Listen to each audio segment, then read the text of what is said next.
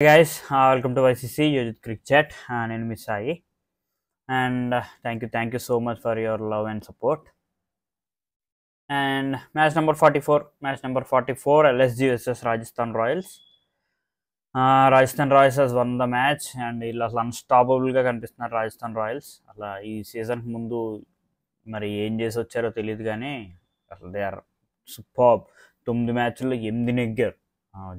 ఒకే ఒక్క మ్యాచ్ ఓడిపోయారు. Season 1 2008 first IPL సీజన్లో కూడా రాజస్థాన్ రాయల్స్ ఇలాగే ఆడారు అండ్ వాళ్ళు చివరి దాకా వెళ్ళి దేవర్ the champions.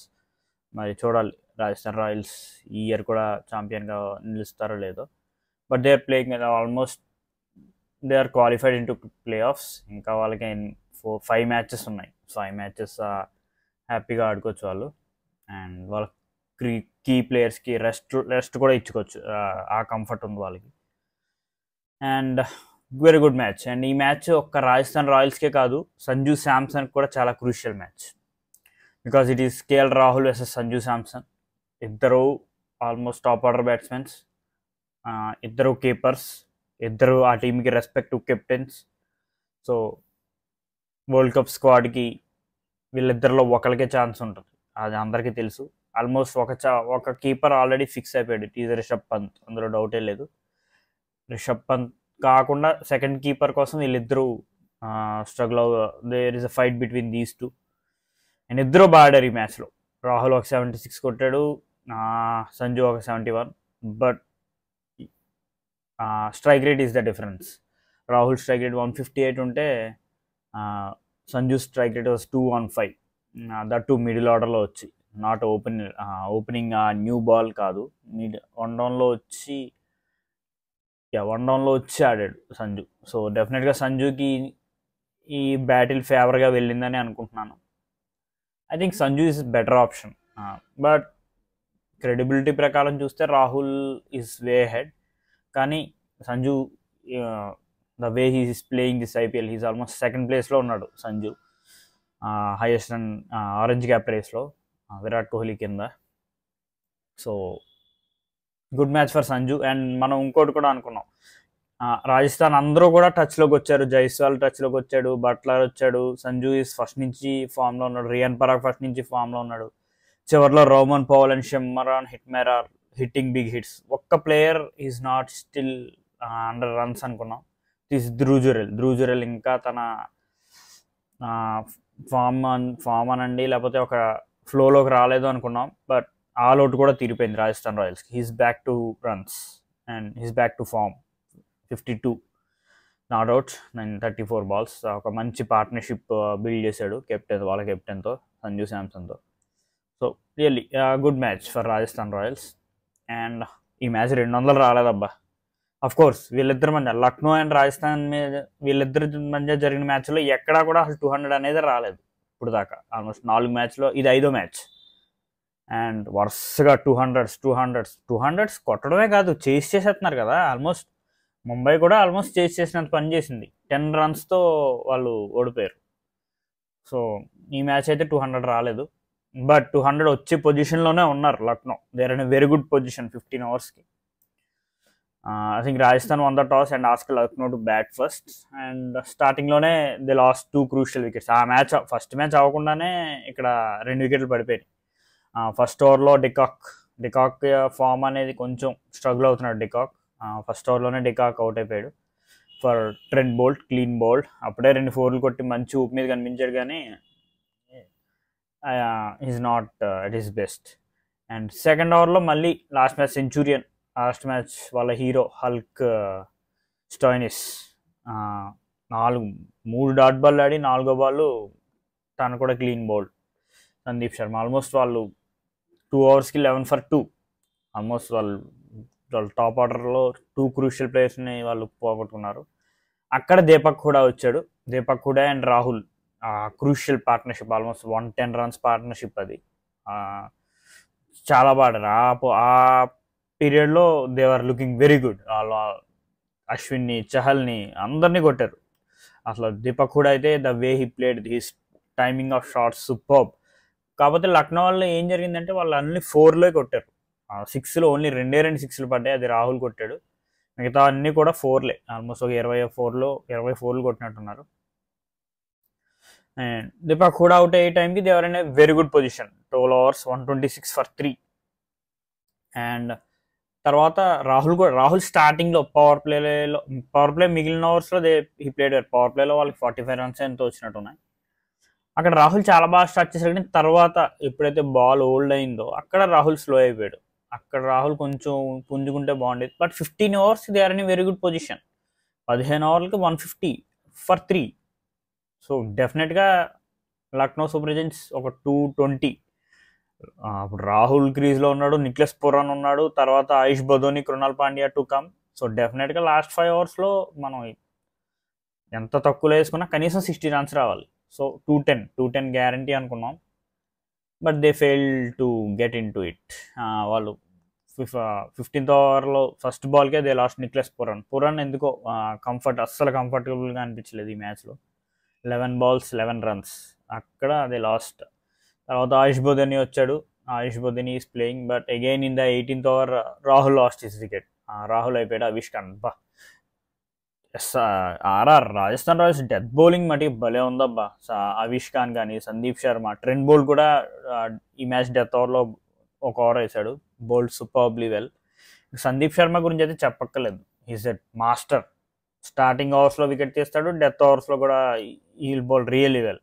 Sandeep Sharma 4 overs 31 for 2, the best bowler అని చెప్పాలి ఈ మ్యాచ్లో. అండ్ అవిష్కాన్ స్టార్టింగ్లో కొన్ని రన్స్ ఇచ్చిన, డెత్ ఓవర్స్లో హీ బౌల్డ్ వెల్. స్పిన్నర్స్ ఇద్దరిని గట్టి కొట్టారు. ఆల్మోస్ట్ స్పిన్నర్స్ 8 oversలో 80 runs వచ్చినాయి విత్ జస్ట్ 1 wicket. అశ్విన్కి వికెట్ వచ్చిందబ్బా ఆఫ్టర్ ఆల్మోస్ట్ 6 matches 7 matches వికెట్టే లేదు అశ్విన్కి. ఇది సెకండ్ వికెట్ ఈ ఐపీఎల్లో అశ్విన్కి. But Rajasthan Royals trust Ashwin.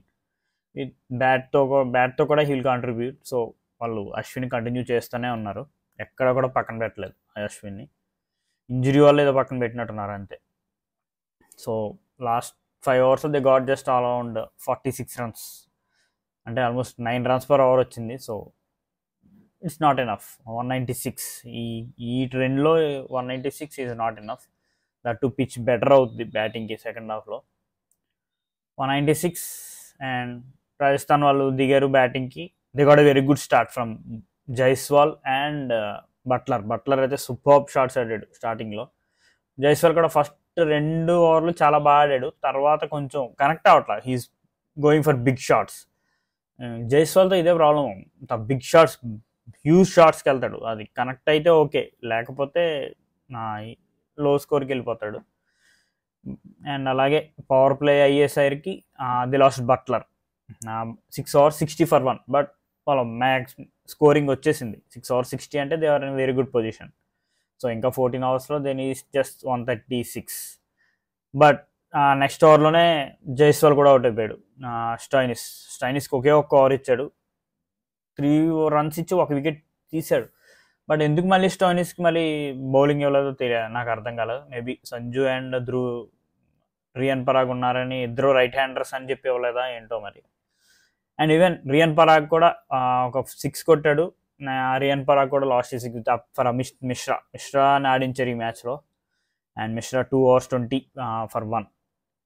తర్వాత మళ్ళీ మిశ్రాకి కూడా బౌలింగ్ ఇవ్వలేదు. అండ్ ఈవెన్ రవి బిష్నాయ్ చాలా మంచి బౌలర్.